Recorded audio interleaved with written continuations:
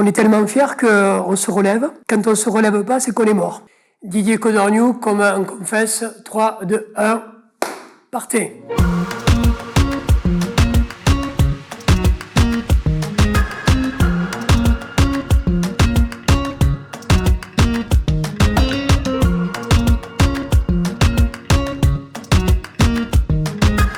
Le rugby est une véritable école de la vie, on enseigne la préparation mentale, psychologique, l'humilité, le combat, la tempérance. Non, c'est une véritable école de la vie.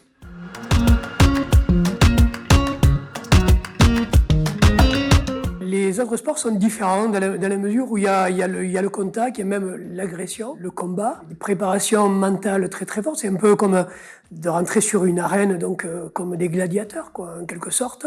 D'avoir la peur aussi. Et d'autres sports, il y a des sports qui sont comme le handball, ressemblent un peu, mais je m'arrêterai là.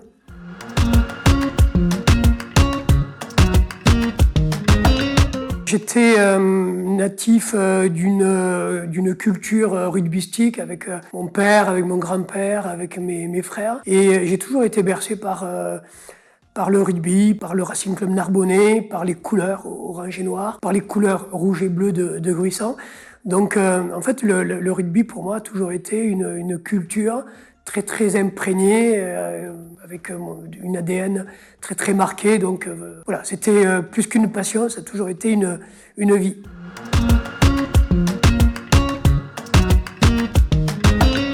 Non, c'est une bonne question. J'ai pas réfléchi. Le côté ovale, sur les rebonds, c'est peut-être les rebonds de la vie qui sont différents. Ils peuvent être devant, ils peuvent être sur le côté, ils peuvent être donc avec un retour en arrière.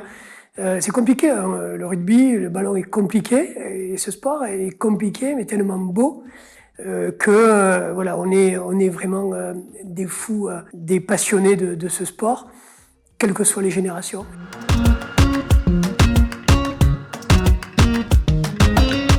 Un joueur phare, c'est ce qui nous fait rêver. On a toujours besoin, quand on est jeune, de rêver. On a toujours des idoles et c'est essentiel dans notre fort intérieur et c'est essentiel dans ce que nous sommes en termes de construction. Donc effectivement, il doit nous éclairer, il doit nous accompagner, il doit nous amener vers ce chemin de la vie et qui nous apporte un peu plus de lumière.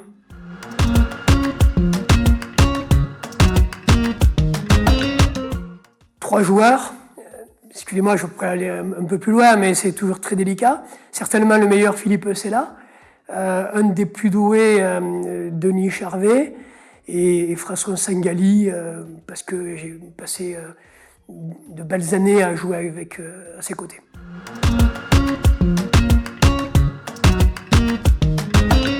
Robertson, qui était un trois-quarts-centre néo-zélandais.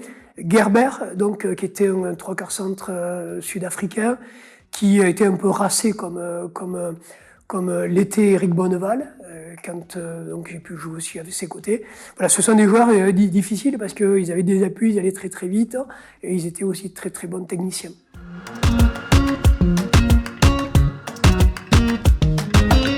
Moi j'étais toujours protégé, hein. J'étais entre les gros et le centre.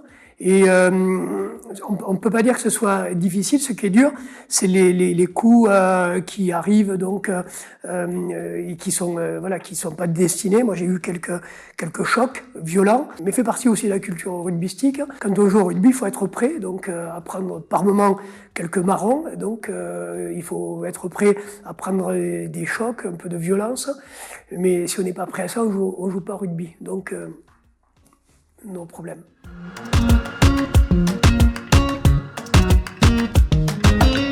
J'ai eu peur en fin de carrière, mes derniers mois. Et puis là, c'est pas une peur, mais c'est suite à un choc où là, sur la violence, match Narbonne-Béziers, où Philippe Bonnour m'a agressé avec ses deux mains, avec ses deux bras, donc violent. D'ailleurs, j'ai eu le poignet fracturé. Et ça m'a coûté une tournée et quelques sélections. Je lui en veux beaucoup à Philippe, mais aujourd'hui, c'est oublié. Donc ça reste un très très bon joueur et un bon ami.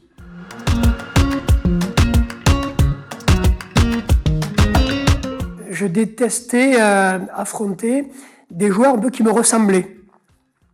Je jouais le pécune et je détestais, alors pas détester au sens noble du terme, mais une petite crainte aussi devant des joueurs comme Roland Bertrand, qui ont fait partie aussi des très grands joueurs.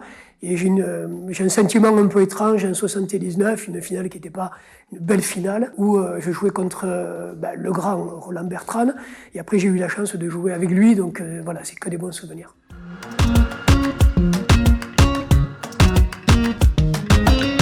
C'est une belle fraternité. Je crois que le rugby, voilà, on ne triche pas, quoi. On galvaude pas les valeurs du rugby, on ne galvaude pas ce que nous sommes, quel que soit le niveau auquel on a joué. Et les rencontres sont magnifiques.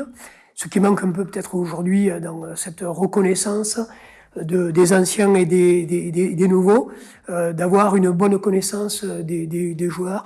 Et donc, je tiens à te féliciter, Patrick, de ce que tu fais.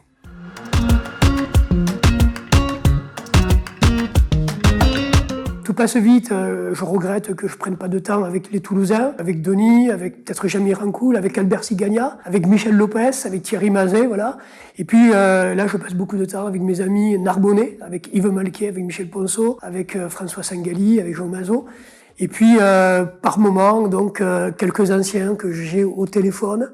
Je pense à Serge Blanco, je pense à Pierre Berbizier, je pense à Patrick Estève, je pense à Francis Desjans.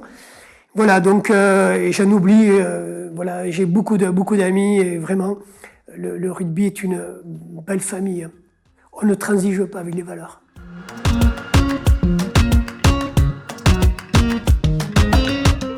Là, mon poste était un poste parfait. Le poste 3/4 centre, d'ailleurs, si j'avais écouté mes entraîneurs, par rapport à mon gabarit, j'aurais joué à la mêlée, mais la mêlée me plaisait pas.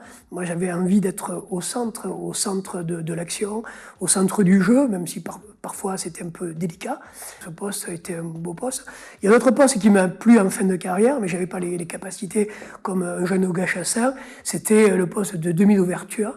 Et ce poste de demi d'ouverture me plaisait beaucoup. Et là aussi, Jeannot Lescarboura, donc Alain Caussade étaient des joueurs qui étaient brillants, qui étaient très doués. Ce que je n'avais pas, c'était le jeu au pied.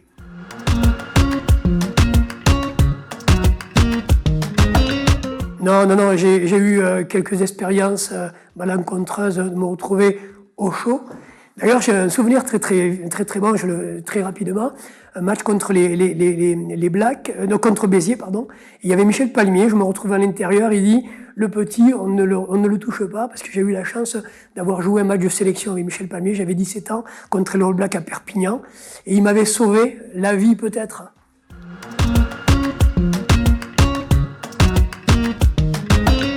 Je me permettrai pas de dire tout ça. Bien au contraire, je pense que les avants donc sont extrêmement brillants. Et c'est d'ailleurs souvent grâce aux avants que nous on est en pleine lumière. Non, c'est tout simplement il y a du contact, il y a de la force, il y a du tempérament et qu'il faut être courageux et que ce courage donc peut être interprété différemment. Non, il y a un mélange d'intelligence à tous les niveaux. Et moi, je suis souvent, d'ailleurs, quand j'étais interviewé, quand j'étais plus jeune, je mettais toujours en avant le PAC parce que c'est grâce à eux que nous, on était, donc, on arrivait à briller, on arrivait à créer des espaces. Mais non, grande reconnaissance à mes amis, donc des avants. J'ai une pensée pour Guy Colomine, qui était un très très bon pilier, un très bon ami donc à Narbonne, qui a joué en équipe de France, qui aurait dû avoir une carrière beaucoup plus importante et beaucoup plus longue.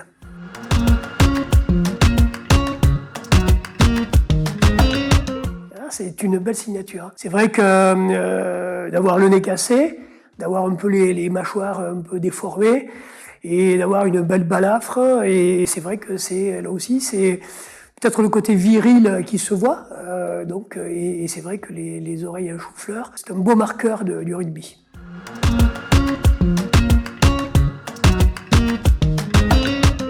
d'offrir le ballon et enfin, pour moi, ce qui me concerne, et de faire marquer mon coéquipier.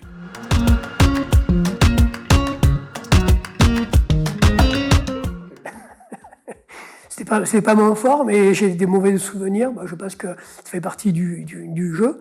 Et de prendre des bons caramels, j'en ai pris, à tel point que j'ai eu un gros problème donc, avec mes dents, suite à un caramel de Laurent Cabane, grande troisième ligne, centre du Racing Club de France.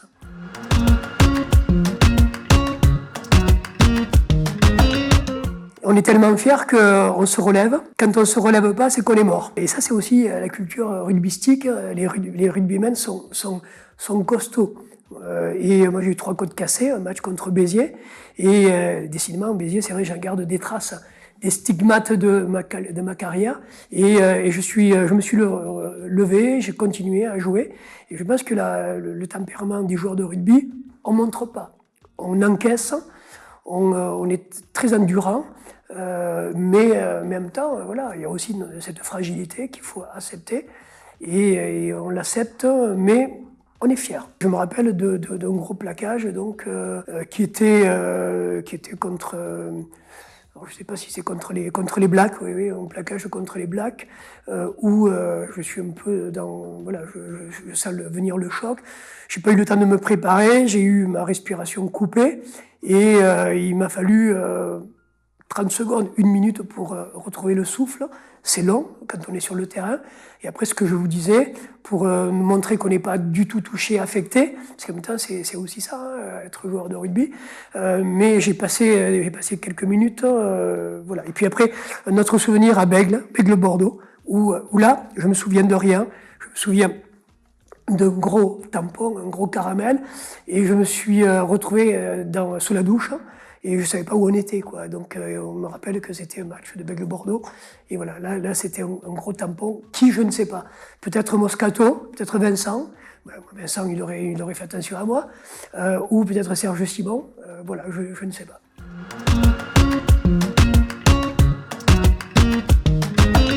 Ça fait partie des règles. Je crois que quand on est attaché à ce sport, il y a une morale, il y a une éthique, et on peut râler, on peut être donc pas d'accord avec les décisions, mais il faut les accepter.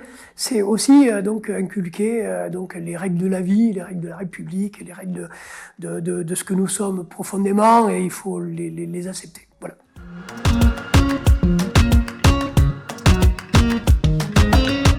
Non, tout simplement parce que c'était pas mon truc. Je trouve que être arbitre, ça demande du talent, ça demande donc une vision, une lecture, même si on a une bonne lecture du jeu, mais une anticipation, même si je pense que j'ai toujours anticipé, mais peut-être pas assez. Donc, très sincèrement, je n'avais pas les capacités pour avoir pu prendre ce chemin pour être sur donc l'arbitrage. C'est un sujet très très complexe et très sérieux.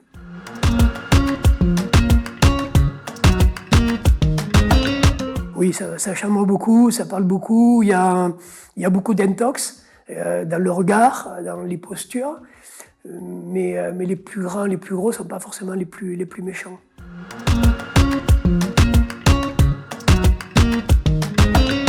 J'étais marqué quand j'étais très très jeune contre Dax avec Luce et Trio, donc bien sûr Jean-Pierre qui n'est plus là aujourd'hui, avec Claude Dourtre. Moi j'étais fan d'eux, quoi, et Jo Mazo. Je jouais avec Jo, c'était mon premier match, et Claude avait insulté Jo Mazo. Je me souviens plus très bien les termes, mais j'avais été assez surpris, en quelque sorte, un peu, parce qu'il était cheveux longs, peut-être même efféminé, et j'avais été assez surpris de Claude, qui est un homme charmant et qui est d'une grande intelligence. Mais là, c'était vraiment dans un moment un peu particulier. Dax-Narbonne, 76-77, ils s'en souviendront. Oui, j'ai beaucoup entendu des raisonnements sur le terrain, dans le couloir de la mort, avant de rentrer sur le terrain, un peu comme dans une corrida. Mais non, en fait, moi j'étais tellement concentré sur mon jeu que j'ai pas senti la moindre gêne ou le moins accro, les paroles qui pourraient être blessantes à mon égard. mais à la limite, ça glisse, quoi. Je crois avoir eu le cuir épais, qui m'a permis d'ailleurs d'avoir une longue carrière.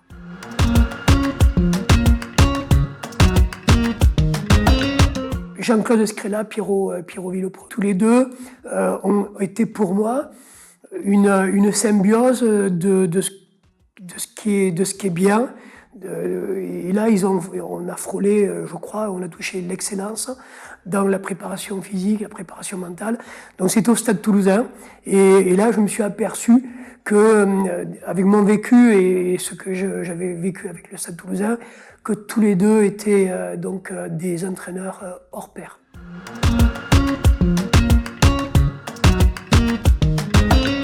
Si j'avais eu le temps, à Villefranche-de-Lauragais, puisque c'était prévu avec Serge Gabernet.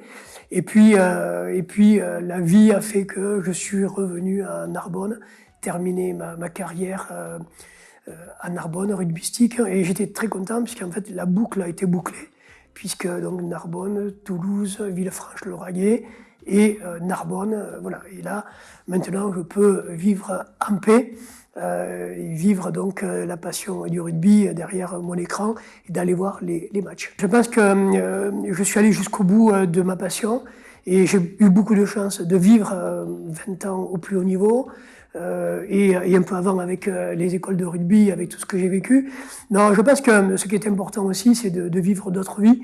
Et comme je le dis souvent, moi j'en suis à ma 4e vie et j'ai envie d'avoir même une 5e vie parce que le temps passe vite. Il faut profiter de ce que nous sommes et aussi de nos amis.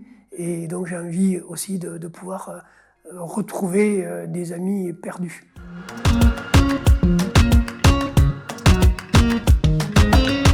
Il faut aimer les gens, il faut être dur. En fait, il faut être les deux. Il faut être dur, il faut être aimant, il faut être charismatique et bien sûr avoir une vision. Il faut sentir le pouls de l'équipe. Et il y a des moments où une équipe n'a pas besoin d'être stimulée, il y a des moments où elle a besoin d'être secouée. Et en fait, c'est un mélange d'une certaine dose et d'avoir aussi donc ces qualités intrinsèques que seuls les gens qui aiment peuvent ressentir.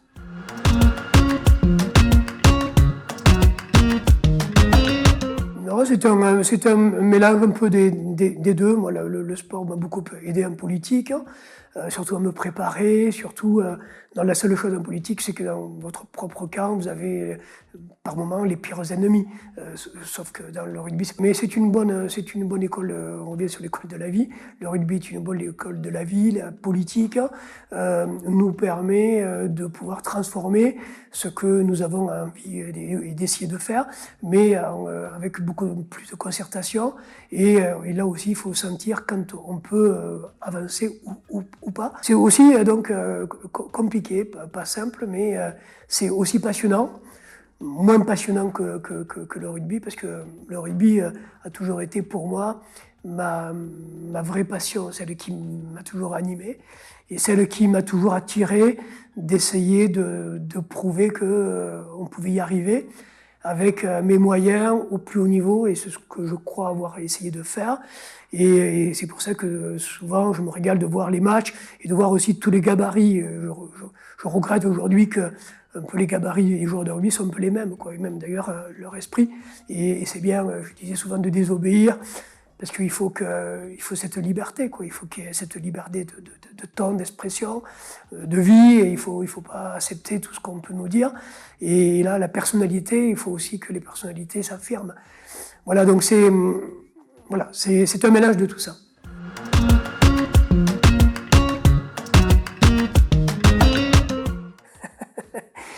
Peut-être pas. Peut-être pas parce que la troisième mi-temps, c'est le résultat de la première et de la deuxième.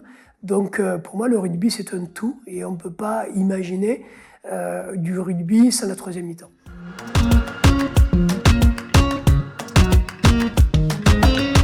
Oui, oui, oui, le 79, qui est une belle année, le titre de championne de France, la fête, hein, qui s'arrêtait pas. Le départ Nouvelle-Zélande, le retour Nouvelle-Zélande, en 79 toujours, et la fête encore, et de se retrouver avec les copains, les copines, et d'être bien, quoi.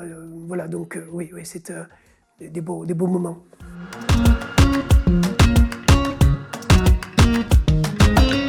Non. Je crois qu'il faut que nous soyons et nous restions des éternels adolescents. Et je crois que, sans être nostalgiques, nous sommes construits comme nous sommes formés. Et ce que je veux dire par là, c'est que moi, je me régale de reparler de rugby, mais je peux aussi l'oublier pendant des semaines et des mois. Mais par contre, ça ressurgit dans notre histoire parce que elle est inscrite profondément dans nos gènes. Voilà, et on ne peut pas effacer, et surtout pas, donc d'un revers de main, donc cette longue passion, cette longue histoire. Mais c'est merveilleux. Moi, quelle chance, je me dis, quelle chance d'avoir vécu cette vie. Cette vie, elle est incroyablement belle, même aujourd'hui. Malheureusement, avec ce que nous vivons avec la Covid, on a une vie moi, j'ai une vie qui est vraiment, j'ai été bercé, de tous les dieux pour que ma vie soit vraiment pleine et réussie.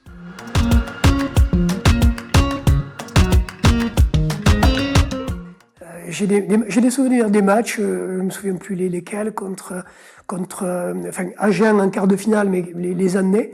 Et j'ai le souvenir que souvent, avec le Racing Club Narbonnais, on perdait des matchs de peu. Alors des fois, soit, je ne reviens pas sur l'arbitrage, soit des erreurs tactiques, soit des erreurs psychologiques,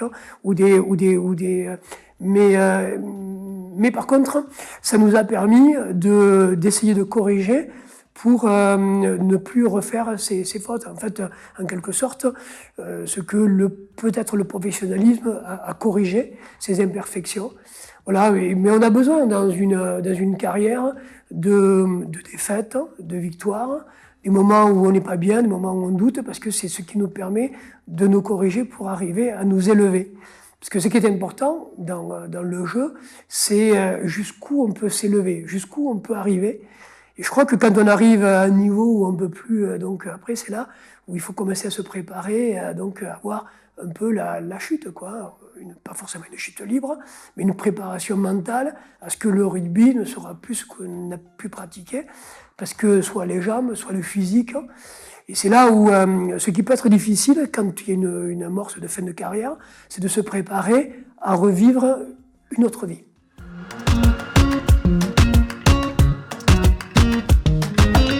J'ai eu la chance d'être toujours titulaire, sauf un moment qui m'a marqué, c'était en tournée en Australie, avec une belle équipe. C'est Jacques Fourx qui était entraîneur. J'étais vexé de ne pas figurer à ce premier test match, et c'est comme ça fait partie aussi de ce que nous sommes. Et j'ai eu un peu, je me suis permis d'avoir une humeur un peu sombre, un peu critique, hein, et surtout des propos critiques. C'était avec un journaliste, Jacques Cardossi de l'équipe, hein, et ça m'a coûté certainement des sélections et peut-être de plus revenir en équipe de France. Mais bon, bref, je l'ai mal vécu et j'aurais pas dû, parce que on revient sur l'humilité, et un joueur doit être humble encore plus aujourd'hui, hein, donc où même les plus grands des fois ne jouent pas, mais ça fait partie du coaching. Nous, le mot coaching n'existait pas, et il peut y avoir des frustrations. Je reconnais que ça doit être difficile à vivre. Je l'ai mal vécu.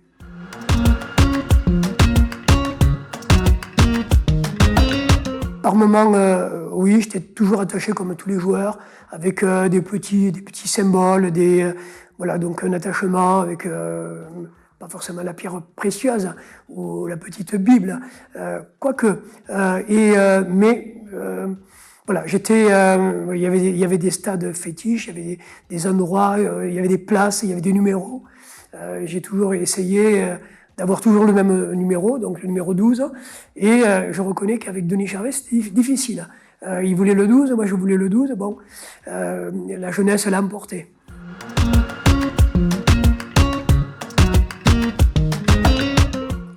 pas regretter des cadrages des bords ou d'avoir percé ou d'avoir fait marquer ou marquer. Non, très sincèrement non. Et puis ma grande chance que là aussi, au moment où on a parlé il y a beaucoup d'années du dopage, etc., ma grande chance c'est que donc j'ai toujours été donc sain de corps et d'esprit.